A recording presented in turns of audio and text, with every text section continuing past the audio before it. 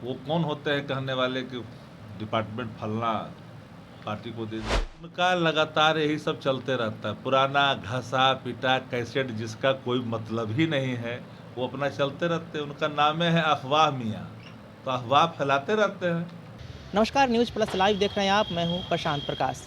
गुरुवार को बिहार के पूर्व उप मुख्यमंत्री सुशील कुमार मोदी के द्वारा प्रेस कॉन्फ्रेंस कर बिहार में बालू को लेकर कई सवाल खड़े किए गए थे और कहा गया था कि मुख्यमंत्री नीतीश कुमार को बालू मंत्रालय राजद से लेकर जदयू में शिफ्ट कर देना चाहिए, क्योंकि बालू की अवैध खनन लगातार जारी है और इसको लेकर कई सवाल उन्होंने रखा, जिसपे स्पष्ट तौर पर उन्होंने कहा कि बालू की जो स्थिति है बिहार में वह सही नहीं है और लगातार राजद इसमें घोटाले कर रही है।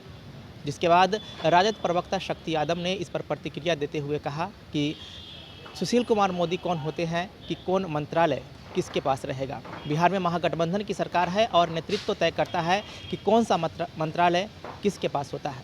क्या कुछ कहा राजद प्रवक्ता शक्ति यादव ने, आप खुद सुनिए। जदयू में शिफ्ट करने को कहा मंत्रालय को। देखिए, सुशील कुमार मोदी और विवाद दोनों साथ साथ चलता है। वो कौन होते हैं कहने वाले कि डिपार्टमेंट फलना पार्टी को दे दिया जाए। हम तो उन्हीं का आभा का इस्तेमाल होता देखना चाहते हैं कि देश के गृह मंत्रालय में जो मंत्री हैं उस मंत्री पद से उनको मुक्त करा करके गडकरी जी को गृह मंत्रालय में दे देना चाहिए, क्योंकि देश की जो संवैधानिक संस्थाएं हैं सीबीआई, ईडी और आईटी, ये सब बेतहाशा तौर पर दुरुपयोग हो रहा है। तो संवैधानिक संस्थाओं के अंदर में अगर कॉन्स्टिट्यूशनल क्राइसिस उत्पन्न हो जाए तो इसका पूरा ख्याल करते हुए सुशील कुमार मोदी जी को प्रधानमंत्री से मिलनी चाहिए और मेरी मांग है कि वो विभाग बदल देनी चाहिए। लेकिन जब बालू की बात करते हैं तो बालू मंत्रालय तो वो उन्हीं के पास था। बहुत लंबे समय तक बालू मंत्रालय देखे सुशील कुमार मोदी जी। इस तरह से बिल्ली दूध की रक्षा करता था, उसी तरह से सुशील कुमार मोदी जी बालू की रक्षा करते थे। सबको पता है, बिहार के अंदर में बताने की जरूरत थोड़ी है।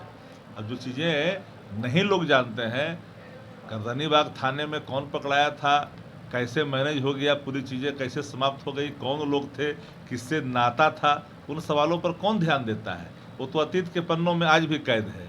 लेकिन सवाल तो सामने है ना, कि जो सवाल सुशील कुमार मोदी जी कर रहे हैं उनकी अंतिम इच्छा सुशील मोदी जी की, चूँकि 20 महीना तक वो पॉलिटिकल क्वारंटीन रहे हैं। बीजेपी कार्यालय में उनको घुसने की इजाज़त नहीं थी। महागठबंधन बनने के बाद जब गांधी मैदान से 10 लाख नौकरी और 10 लाख रोजगार की घोषणा हुई तो पहला नियुक्ति पत्र सुशील कुमार मोदी जी को ही मिला। और आज जो जो बोल रहे हैं तो कुछ बोलेंगे ना भाई, नियुक्ति पत्र मिला है तब, नहीं बोलेंगे तो फिर कौन सुनेगा। पार्टी के अंदर अप्रासंगिकता की जो स्थिति उनकी बनी हुई थी, प्रासंगिक होना चाहते हैं बोल चाल करके कुछ, तो कुछ कुछ बोलना भी चाहिए और कुछ कुछ बोलते भी रहते हैं। लेकिन एक बात आप जान लीजिए कि सुशील कुमार मोदी जी की अंतिम इच्छा यही है। सुशील कुमार मोदी जी की अंतिम इच्छा भारतीय जनता पार्टी बिहार में मांगे रोड पर भिक्षा, इसी कल्पना को स्थापित करने के लिए वो आगे बढ़ रहे हैं, क्योंकि भाजपा के अंदर उनकी बातों को तवज्जो देता नहीं है, कुछ कुछ बोलते रहते हैं।